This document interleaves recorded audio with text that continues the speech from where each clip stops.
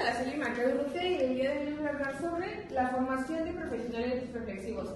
Este libro está dividido en cuatro partes. La primera nos habla sobre el desafío de las personas artísticas en la preparación de los profesionales. En esta parte nos da diferentes ejemplos, como por ejemplo nos habla en el caso de un arquitecto, de un médico, de una nutricionista, de cómo nos encontramos con diferentes problemáticas, ya sea en el trabajo, aquí como docente, y cómo los vamos a resolver.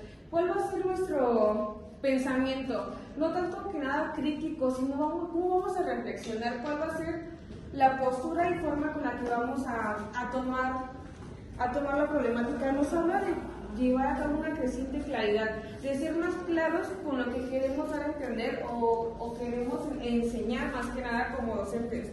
Nos menciona, como mencionó mi compañera anteriormente, nos habla de una crisis de confianza en la cual principalmente, si es como por ejemplo cuando nos ganan los nervios y sabemos el tema, estamos perdiendo la claridad y la credibilidad de nosotros, de dónde están nuestros conocimientos, dónde está esa enseñanza que tenemos o llegamos a tener o adquirir en su momento. Igual nos habla de diferentes técnicas, como las técnicas de enseñanza. ¿Cuáles son las técnicas de enseñanza? Todas las que nos han ido mencionando desde que empezamos nuestra carrera. También nos hace mención del problema al revés. Como por ejemplo, nosotros como docentes podemos encontrar que nuestros alumnos sufren de diferentes problemáticas, ya sea en la enseñanza, en el momento de llevar a cabo o llevar a la ejecución un ejercicio, pero también hay que pensar en las problemáticas de nosotros, de cómo vamos a llevar a cabo, como por ejemplo, la creación de un tema, de cómo lo vamos a ir ejecutando, qué problemáticas nos vamos a ir encontrando. Nos habla también que la enseñanza es un arte, porque es una parte esencial, no es tanto más que nada teórica. ¿Por qué? Porque tenemos que imaginar y también innovar, pero seguir llevando a cabo los lineamientos que nos piden. O sea, sí como que llevar los lineamientos, pero también si ese método no nos está funcionando, no salirnos del lineamiento que nos está pidiendo, pero sí tomar en cuenta sus aspectos, pues, por ejemplo, los diagnósticos que se llevan a cabo. Por eso nos menciona que vivimos en un tema en donde se lleva a cabo un dilema y un rigor, porque el dilema es a lo que nos estamos enfrentando y el rigor que tenemos que llevar a cabo en su momento. Nos menciona igual sobre el practinium, que es la situación que se está pensando y se quiere llevar a cabo en su momento, en la cual es principalmente aprender a base de la práctica.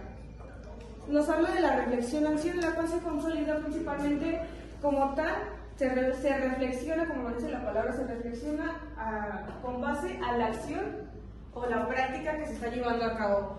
Nos menciona que nos hace una pregunta de que nos preguntemos a nosotros mismos como docentes o como alumnos qué es lo que está por venir, irnos preparando, como por ejemplo yo como docente si voy a dar una clase me tengo también que preguntar, voy a hablar de matemáticas y sé por ejemplo cómo voy a dar mi tema, pero también me tengo que preguntar y pensar qué problemáticas me puedo llevar a enfrentar, que a lo mejor yo voy a hablar de divisiones, pero yo también tengo que considerar que puede y existen alumnos que ni siquiera tengan el conocimiento de cuáles son los números.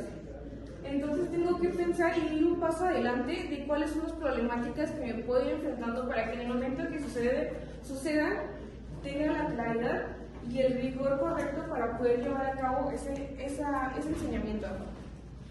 Nos habla de un proceso de diseño y de reflexión, en donde la paradoja es como que todos los niveles o áreas en las que se puede llevar a cabo la práctica o el proceso de aprendizaje. Nos habla de tener una comunicación asertiva entre el docente y el maestro. Como por ejemplo en un debate, porque igual nos habla mucho de cómo nos vamos a expresar. Si no se trata de él sabe más, ella sabe menos. Tenemos que romper ese estereotipo de quién sabe más y quién no. ¿Por qué? Porque tenemos que romper esa problemática y saber decirles, hoy ahorita vamos a hablar sobre la formación.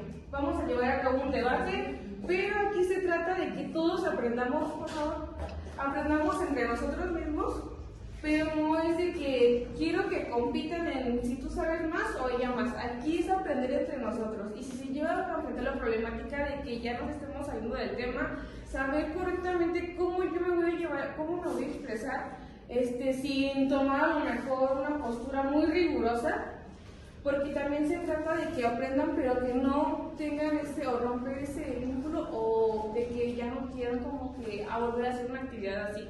Se tiene que dejar en claro desde un inicio que es un ejercicio para aprender entre nosotros mismos, más no como tal resaltar quién es el que sabe más aquí de todos.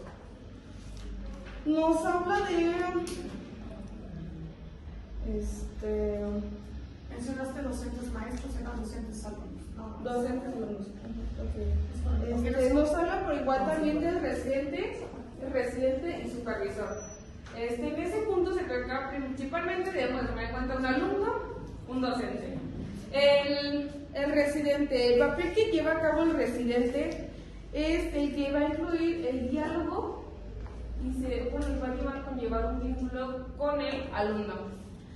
Y el supervisor es como el que tal va a estar supervisando de cómo se está llevando la práctica y la enseñanza.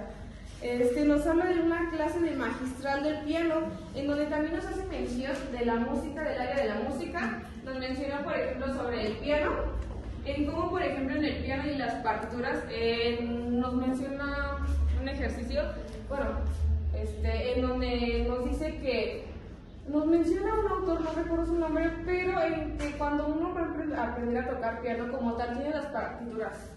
Pero, tú tienes uso de tu oído como tal, tienes las partituras, estás tú ahí, no solo estás aprendiendo viendo, sino escuchando, y tienes que saber llevar el ritmo poco a poco. Y nos hace una pregunta de cómo, por ejemplo, cuando se está dando un concierto, creo que es la palabra correcta, en cómo es que la persona que está dirigiendo ya sabe como tal cómo es, y todos los demás siguen el ritmo. ¿Por qué? Porque están teniendo un aprendizaje sobre la práctica, están aprendiendo sobre la visión que tienen la noción. Hay veces que hasta ya ni siquiera tienes que ver tus partituras porque tú ya vas siguiendo el sonido y sabes cómo. Nos habla también de que es una enseñanza, no recuerdo el nombre, pero hace que conlleva mucho no solo el arte también, sino la música. Menciona otro instrumento, no recuerdo bien cuál es, pero principalmente me acuerdo que es del piano.